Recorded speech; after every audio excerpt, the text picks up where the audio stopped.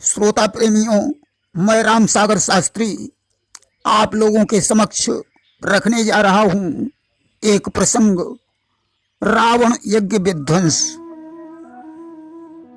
देखिए, जिस समय मेघनाद लक्ष्मण के द्वारा युद्ध में मारा गया और सुलोचना उसके शीश के साथ सती हो गई, तब तो रावण रोष में भर गया।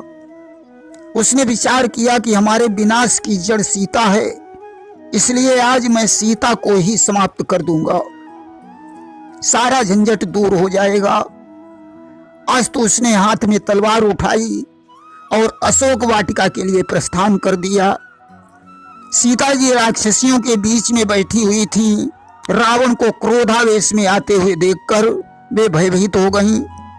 उसी समय रावण का मंत्री सुपार्श आ गया।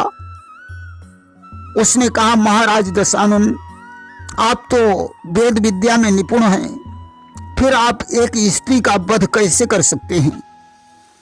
हम बचे खुचे सैनिकों को साथ में लेकर राम और लक्ष्मण से युद्ध करेंगे और उन्हें मारकर सीता को प्राप्त कर लेंगे। रावण के बात समझ में आ गई। आखिरकार सुपार्श ने बचे खुचे सैनिकों को लेकर राम पर आक्रमण किया, परंतु राम के तीक्ष्ण बाणों के आगे नहीं टिक सका, युद्ध भूमि से लौट आया। अब रावण ने विचार किया कि मुझे गुरु शुक्राचार्य के पास चलना चाहिए, वही कोई विजय का उपाय बता सकते हैं।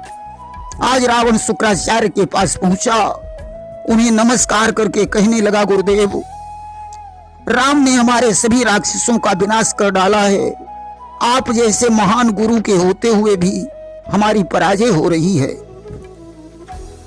भगवान, अतिशीघ्र कोई उपाय बताइए, अन्यथा सारी लंका का विनाश हो जाएगा।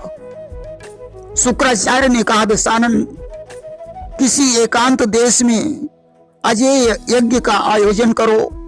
अगर यज्ञ निर्विघ्न पूर्ण हो गया तो उसमें से एक घोड़े सहित रथ, बाण सहित तरकस और एक धनुष निकलेगा। उन्हें पाकर तुम अजेय हो जाओगे। शुक्राचार्य ने रावण को मंत्र प्रदान किए और कहा, जाओ, इन मंत्रों से तत्काल यज्ञ प्रारंभ करो। रावण ने महल में पहुंचकर एक गुफा तैयार करवाई, लंका के फाटक बंद करा दिए और यज्ञ प्रारंभ कर दिया। जब यज्ञ का धुआं आकाश में छाने लगा, उस समय विभीषण ने राम को संकेत किया, प्रभु देखिए, दशानन अजेय यज्ञ कर रहा है और यह यज्ञ निर्विघ्न संपन्न हो गया तो रावण को जीतना आसान नहीं होगा। इसलिए अतिशीघ्र वानर सेनापतियों को भेजकर उसका यज्ञ नष्ट करवा दीजिए। अस्तु राम ने आज अंगद और हनुमान को आज्ञा दी, जाओ, अतिशीघ्र रावण का यज्ञ विध्वंस करो। अंगद और हनुमान ने 10 करोड़ वानरों को साथ में लेकर लंका में प्रवेश किया। द्वारपालों को मारकर यज्ञ स्थल में जाने का प्रयास किया, परंतु यज्ञ की गुफा समझ में नहीं आई। उस समय विभीषण की पत्नी शर्मा ने उन्हें संकेत कर दिया कि गुफा के मुंह में एक शिला लगी हुई है। आज अंगद ने पैर की ठोकर से शिला को चूर चूर कर दिया और कंदरा में प्रवेश किया। देखा, रावण आंखें बंद किए हुए आसन लगाए बैठा है। बंदरों ने प्रवेश करके सेवकों को पीटना शुरू कर दिया। रखी हुई यज्ञ सामग्री उन्होंने यज्ञ कुंड में डाल दी। हनुमान जी ने रावण के हाथ से सुरवा छीन लिया और 2-4 सुरवा रावण की खोपड़ी पर मारे। बंदर उसके ऊपर लकड़ियों का प्रहार करने लगे, परंतु रावण ने विजय की कामना से अपनी आंखें नहीं खोली।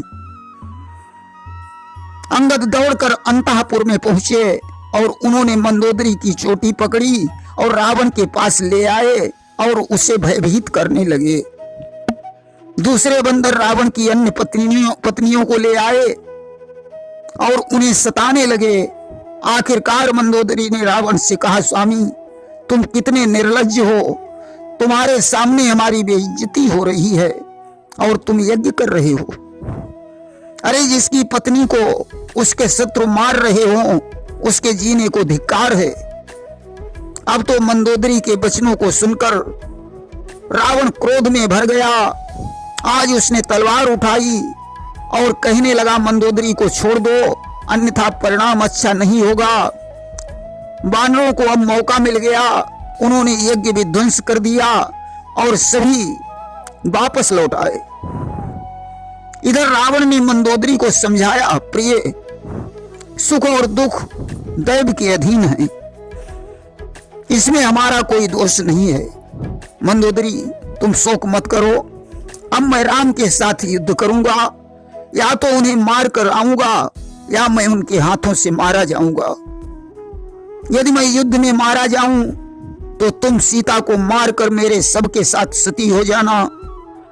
मंदोदरी ने कहा, स्वामी, राम साक्षात परमात्मा है, उनकी सीता उन्हें वापस कर दो और लंका का राज्य विभीषण को समर्पित कर दो और वन में चलकर तपस्या करो। रावण ने कहा, प्रिय, मैं जानता हूं जानकी साक्षात लक्ष्मी है और राम भगवान विष्णु के अवतार हैं, परंतु मैं इसी वैर भाव के कारण राम के हाथों से मरना चाहता हूं ताकि मुझे विष्णु लोक प्राप्त हो जाए। आज तो अब मैं संसार सागर को पार करके राम के सामने जाऊंगा और उनसे युद्ध करके परम धाम प्राप्त करूंगा। प्रेम से बोलिए वृंदावन बिहारी लाल की जय।